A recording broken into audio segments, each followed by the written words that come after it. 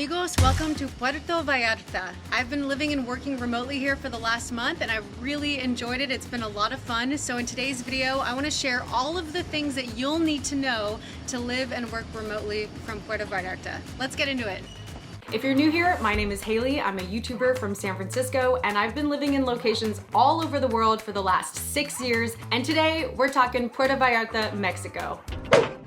Puerto Vallarta is one of many Spanish-speaking cities I've worked remotely from. And while they do speak English in most of this area in Mexico, that is not always the case in other areas. It can get pretty awkward and uncomfortable if you aren't familiar with even basic Spanish phrases. Mi primera vez en Medellín, me quiero venir a vivir acá. Exacto. Muy excelente. Correct. So to prep for all of my time in Spanish-speaking countries, I had to step up my Spanish game fast, which is why I used and still use the Lingoda Language Sprint. I'm really excited to be partnering with them today because this program has helped me feel much more confident traveling alone, being able to communicate by myself, have little conversations here and there with the locals. So I'm really excited to tell you about it. Here's how it works. The Lingoda Language Sprint is an intensive language challenge where you are challenged to take either 15 classes or 30 classes a month. So this is a 2-month program. If you complete all of the classes, you will get either 50% or 100% cash back for completing the program. That's why Lingoda calls this a sprint. It's 2 months of your time to learn a language, complete the courses, and get cash back. These classes are live online classes offered 24/7 by professional teachers. You can learn anytime, anywhere, meaning it's flexible and can fit into your schedule. And all of these classes are taught in either a group class or you can choose a private one-on-one class. What I've really loved about these lessons so far is that there's only a few other people in the class. It's maximum 5 people, and typically there's a couple other people in the class. So you do get a lot of individual focus time. You get a lot of time with your teacher. I can't sing enough praises for my teacher. Her name is Maria. She's actually living in Tokyo and she's teaching Spanish to people all over the world. So I really like taking these classes at night after dinner and in the morning before work. I'm writing all of the vocabulary and the notes that I'm taking along with all of the lesson material. I'm wondering if I should try French or German. Which one do you think? Comment down below. Unfortunately, there's no shortcut in learning a language, so the best way to learn is to dive in and commit yourself. Click the link in the description below for more information and use my code HALEY, H-A-L-E-Y 2022 for 20 euros or $25 off your sprint registration. I just spent 1 month working remotely from Puerto Vallarta, and in this video, I'm going to help you set up shop as a remote worker so by the time you arrive, you will have all the details on lock. I'll cover the most popular neighborhoods to stay in, coffee shops and cafes you can work at, things you can do there, and the overall cost of living. And lastly, we'll go over some of the challenges of working remotely in Puerto Vallarta. Puerto Vallarta is a great starter city for remote workers. It's one of the most popular resort cities on Mexico's Pacific coast, so the tourism infrastructure is highly developed. Even though remote work trips are not the same as a vacation, working remotely from Puerto Vallarta is a hack to experiencing all of the things that you would have done on a vacation just over a longer period of time. Let me give you a few starting points as to why Puerto Vallarta is a great location for remote workers. It's one of the safest areas in Mexico. It's got a laid-back vibe. You're living near the beach, what else would you expect? It offers a great mix of local culture and big tourism infrastructure, so there are plenty of exciting day trip adventures, food tours, and even weekend trips to other places in Mexico. The weather is beautiful every day, except for the rainy season from July to September. The cost of living is lower than living in the US, and the Wi-Fi is fast and reliable. So what neighborhoods should you look into for your home base, and how much does it cost? The best area to stay in depends on your preferences of living and of course your budget. Puerto Vallarta is broken down into zones, each one serving a different purpose. Since it's based around the coastline, it's a very long city, so I'm going to explain each zone, starting from the north. Marina Vallarta is an upscale residential community in the northernmost zone, right where the airport is. It's known for its golf course, high-end restaurants, and it's also where all the cruise ships and luxury yachts dock. It's super quiet, sparkling clean, so if you find the local neighborhoods to be too noisy and chaotic, then Marina Vallarta is a good choice. I walked around to check it out, but I personally felt like it was a little too cut off from the city. I also feel like it could get boring real quick because it doesn't really feel like you're in Mexico. It feels more like a secluded suburbia. Rentals here for a 1-bedroom can vary between $600 a month to $2,000 a month, but that's when you're paying for a high-rise condo with an incredible ocean view. So it just depends on the resort and the location within that zone. Moving south, you'll see the hotel zone. The hotel zone is between the airport and downtown, and this is where mostly all-inclusive high-rise hotels are situated along a beautiful stretch of beaches opposite shopping malls. It's the most touristy part of Puerto Vallarta since everyone staying here is enjoying their vacation. And that's just it. It's great for a vacation, but it's probably not where you'll want to live and work. Continuing down from the hotel zone, we have Versailles. So this actually is not a zone, it's a neighborhood where I stayed in during my time there. Versailles is a local residential neighborhood with lots of cute cafes, bars and tap rooms, shops, and an amazing foodie scene. Versailles' nickname is the foodie neighborhood. My partner and I loved staying here because it was walkable to everything.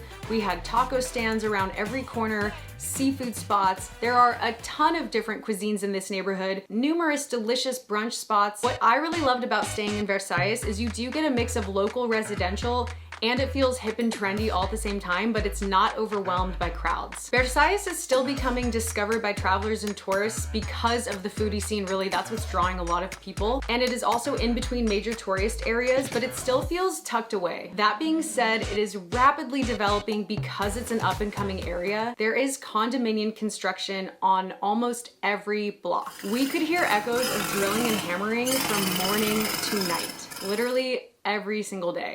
That construction noise is really unpleasant, and it goes on for like pretty much all afternoon. So you see that building right there?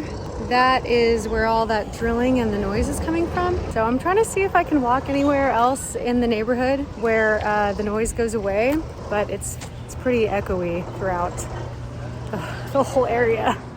What saved us from this noise was our noise canceling headphones. I'll tell you right now, these are going to be so crucial when you work remotely in Puerto Vallarta, because from this neighborhood on, the construction and all of the noise continues throughout the rest of the city all the time. I'd be interested to know what the construction is like there now. If anyone has been there recently, or if you're there now, drop a comment for some insight. But honestly, I'd be shocked if you found a neighborhood within Central PV that doesn't have construction noises. This is perfect timing. This is reminding me of what it was like to try and film videos from my apartment. For a couple days in our own apartment, they were doing construction upstairs, so they were drilling into the walls and into the floorboards. This was a huge issue for me because it was very hard for me to focus. I mean, when you're wearing headphones all day, it can kind of give you a headache. Even earbuds, they kind of just give you a headache from wearing them too long. So ultimately, I was relieved to have left because I was so tired of hearing this drilling all day.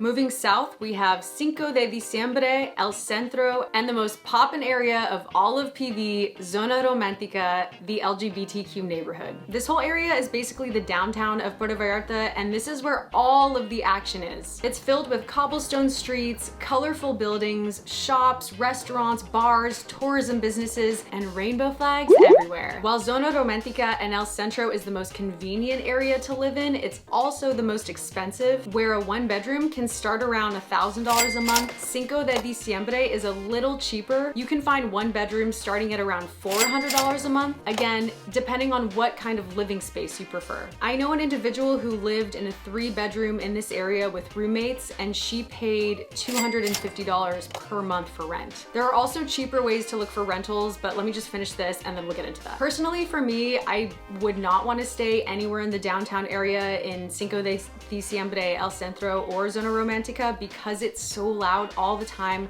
There's music bumping all night sometimes. People are partying, people are on vacation there. So not saying I don't like a good party, but if I'm living and working there, I like to be in a little bit more quiet residential neighborhoods. Still not too far away though, still within walking distance. So that's why I really liked living in Versailles. except for all the construction noise. So the last neighborhood I want to recommend to you is called Gringo Gulch. This is a neighborhood that I have not seen any online forums talk about, but I think it's worth mentioning because if I went back to PV, this is where I would try to stay in. It's situated up on the hills above El Centro and Zona Romantica, and for that reason, it's quieter, less congested, and the views up there are amazing. It's going to be pricey up there, but it's worth taking a look. One thing to note here, sometimes it does get difficult to get an Uber or a taxi from on top of the hill, so you do have to plan ahead a little bit more, but you can also always walk down the hill if you're capable. Then it's easy to get a taxi or an Uber back up the hill. Your living situation can majorly affect how much you enjoy your trip to Puerto Vallarta. And as far as finding housing goes, you really have to take a chance on an area to see if it's the right fit for you. If you are looking for something more long-term, I recommend arriving there and getting acquainted with the city before you make any decisions. Also, once you're on the ground, it is much easier to find rentals at a cheaper rate than booking online. One of the easiest ways of finding an apartment there is using Facebook groups. So I've linked all of the best Facebook groups for finding long-term rentals all down below. All of the links are down below. If you're doing a shorter term stay, like a few weeks to a month, I think Airbnb is great. I always use Airbnb, but you can also do a little bit more research within these Facebook groups too. Don't forget to check out all of the Facebook links for long-term rentals are down below. Always read the description. The energy from people in Puerto Vallarta is welcoming and friendly. Locals say buenos dias and buenos tardes. Travelers and tourists are really easy to strike up conversations with. People here are just genuinely kind and warm. Along with that, there is a huge community of remote workers and expats of all ages, of all backgrounds, from all over the world. If you head to Puerto Vallarta alone, you will not get lonely. You can find something to do every night of the week. There are also coffee shops and cafes that are filled with remote workers, so make sure to star these on your Google Maps. Miscelánea, The Green Place, Calmate. The good news is you do not need to rent a car in Puerto Vallarta. It's easy to get an Uber or a taxi from most areas, and a ride can cost between $5 to $10 depending on where you're going. You can also take the bus, which is around 50 cents per ride. If you are going to take a taxi, you must ask for the price or negotiate the price before you get in the car because there are no metered taxis and fares are charged by zones. Come to think of it, all of my remote stays in Mexico, in Tulum, in Mexico City, and in Puerto Vallarta, I never saw a taxi with a meter. One of the minor inconveniences of travel is the lack of Trader Joe's. Luckily, shopping for meals, pantry food, and other items you may have forgotten to bring is really easy in Puerto Vallarta. There are 2 Walmarts, many large supermarkets with food products for all diets, and 2 shopping malls with an Apple store, H&M. Puerto Vallarta is a normal city with access to pretty much anything that you need.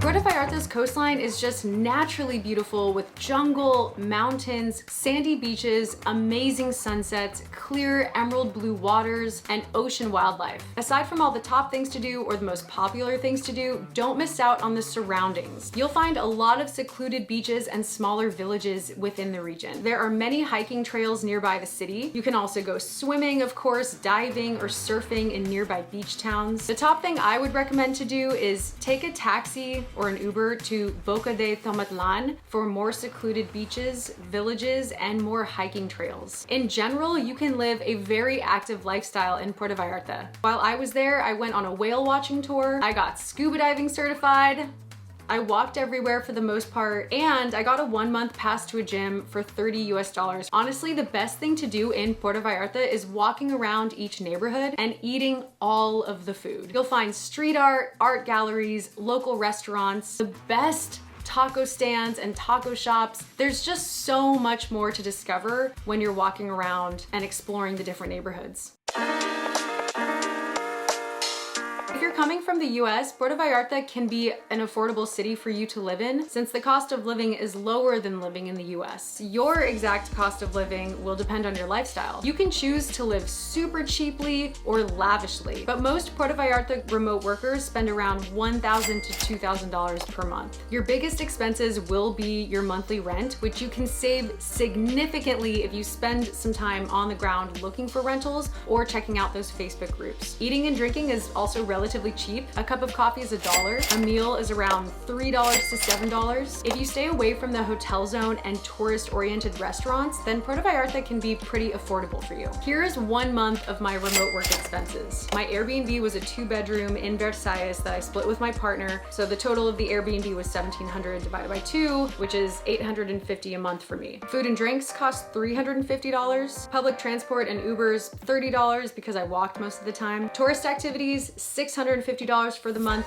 The scuba certification is the bulk of this cost. And then I have miscellaneous expenses like salon and monthly gym membership, which is $50. So in total, I spent $1,930 for the month. I hope this video helps you plan your remote work trip to Puerto Vallarta. If you have any more specific questions or want to know a little bit more in detail, just drop your questions in the comments. You can also send me a DM on my Instagram, Haley Takes on the World. I answer everyone's questions about remote work, solo travel, anything else you want to know. I'm an open book. Send me a message. I'm happy to expand further as much as I possibly can. Thank you all for being here. Have a wonderful time on your remote work trips. Let me know where you're all heading in the comments down below. Until next time.